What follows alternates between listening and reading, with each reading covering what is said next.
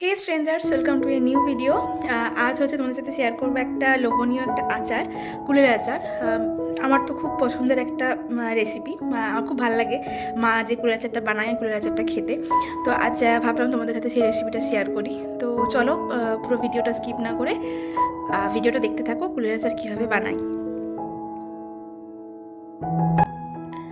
তো বাজার থেকে এখন এই কুলগুলো অনায়াসেই পাওয়া যায়। তো এইগুলো হচ্ছে আমার একটা বান্ধবীর দের গাছের কুল, তো সে আমাকে দিয়েছিল। তো এই কুলগুলো মোটামুটি 5-4 দিন রোদে শুকিয়ে নিতে হবে। তো তারপরে এই কুলগুলোকে রোদে শুকানো হয়ে গেলে ফাটিয়ে নিতে হবে, আর বোটাগুলো ছাড়িয়ে নিতে হবে ভালো করে। তো এখানে তাই মা সেটা করছে। তারপরে ছাড়ানোর পরে নুন আর হলুদ খুব ভালো করে মাখিয়ে নিতে হবে। তো যেটা মা ভিডিওতে করছে তোমরা সবাই দেখতে পাচ্ছ।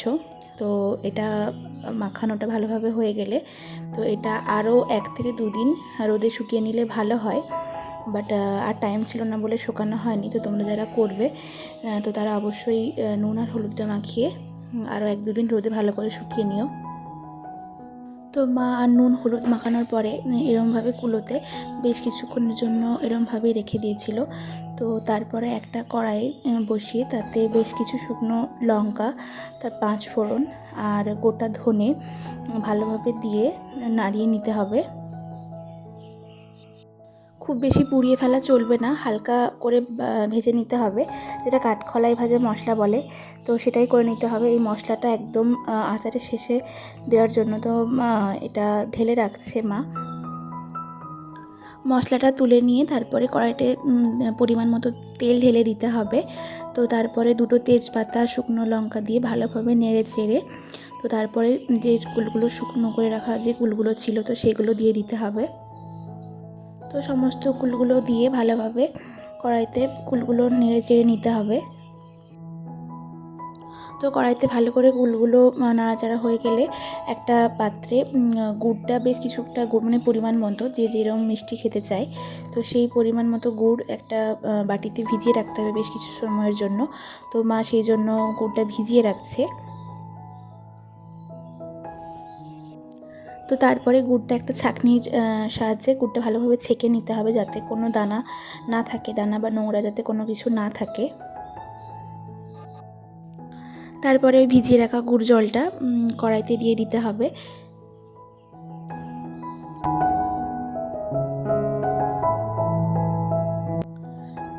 তারপরে ভাজা মশলাগুলোকে ভালোভাবে গুঁড়ো করে নিতে হবে। তো সেই জন্য বোন চলে গেছে শিলনোড়াতে গুঁড়ো করার জন্য। তো ও গুঁড়ো করছে মশলাগুলো। তো হয়ে গেছে আমাদের মশলা গুঁড়ো করা।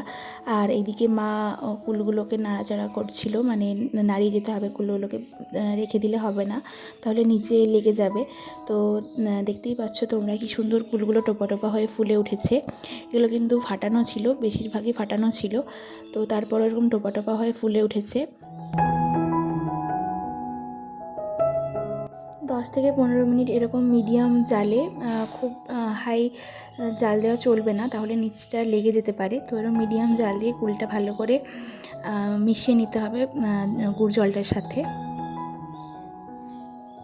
তো তোমরা দেখতেই পাচ্ছ কুলটা অনেকক্ষণ ধরে ফোটার পরে কীরকম কালারটা চেঞ্জ হয়েছে। তো তারপরে মা একটু বিট নুন অ্যাড করেছিল। তো তোমরা এটা চাইলে করতে পারো, নাও করতে পারো, এটা অপশনাল। তো বিট নুনটা দিলে স্বাদটা একটু বেশি ভালো হয়।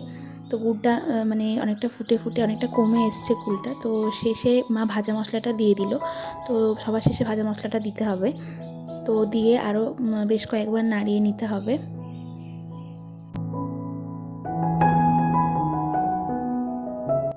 কুলটা হয়ে আসার সময় এরকম কালারটা আসবে, আরও একটুক্ষণ মরে গেলে তারপরে কুলটা আচারটা তুলে রাখতে হবে। দেখো প্রায় পুরোটা হয়েই গেছে, এরকম কনসিস্টেন্সি আসবে, এরকম টেক্সচার হয়েছে কুলটার। তো ফাইনালি আমাদের কুলের আচারটা রেডি হয়ে গেছে। এরপরে বোন তুলে রাখবে কুলের আচারটা। তো তোমরা চেষ্টা করো গরম অবস্থায় কুলের আচারটা তুলে রাখার। যদি ঠান্ডা হয়ে যায় তাহলে কড়াইতে লেগে যাবে, আর কড়াইতে লেগে গেলে সেটা ছাড়ানো যায় না খুব সহজে। তো তোমরা গরম অবস্থাতে কুলের আচারটা নামিয়ে সার্ভ করো। যারা গরম খেতে পছন্দ করো তারা গরম সার্ভ করতে পারো। আমার তো কুলের আচার ঠান্ডাই ভালো লাগে, মানে অনেক দিন হয়ে গেলে সেই কুলের আচারের টেস্ট আরও বেশি ভালো হয়। তো তোমরা যারা কুলের আচার খেতে ভালোবাসো আমাকে কমেন্ট বক্সে জানিও, আর পারলে এভাবে একবার বানিয়ে চেষ্টা করো।